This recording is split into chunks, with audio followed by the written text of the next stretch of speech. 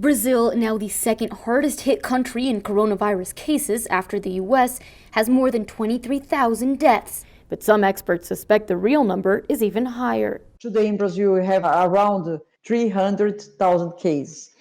And perhaps we have 12 times more. Hi, I am Dr. Daniela Gomez. I am a visiting assistant professor of international studies at Trinity College, and I am here today to give you news about the COVID-19 in Brazil.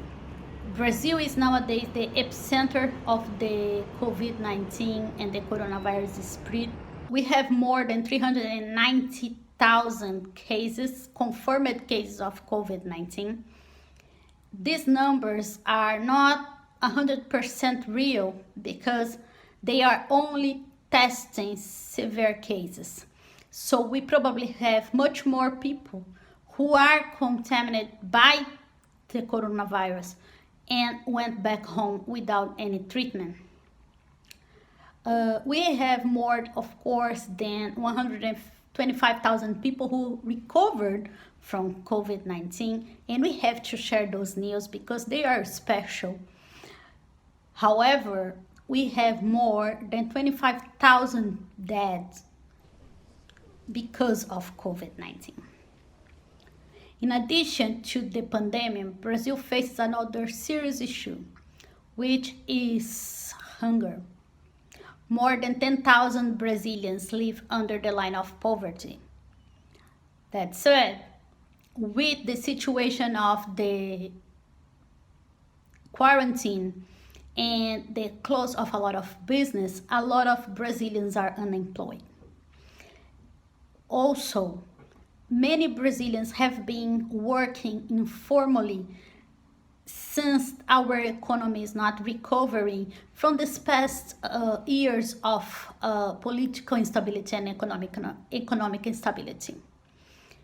So we have, on one hand, people who need to stay home because they have to keep themselves safe. But on the other hand, we have people who are concerned about what they are going to eat tomorrow and are actually depending on groceries that have been given to them by churches, by religious organizations, by NGOs, by social media campaigns. So those problems are very serious. Why I highlight those? Because the pandemic, in addition to poverty, make some populations of Brazil more vulnerable to COVID-19. One, we have the indigenous communities of Brazil, more than 800,000 people who are highly affected by COVID-19, especially because there is no health care plan specifically to those communities. Some of those communities are very far from a hospital, right? Are isolated, so they don't have a lot of resource there to combat.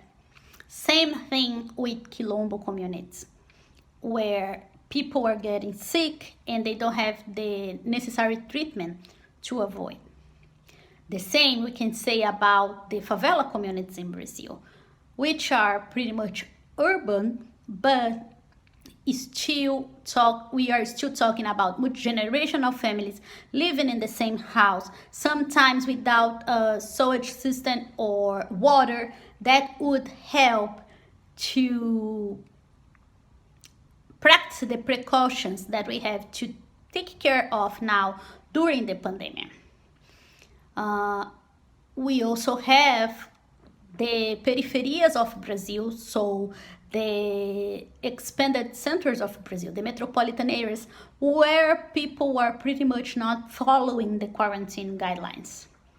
And a lot of them doesn't follow the quarantine guidelines because they think the disease is not that serious.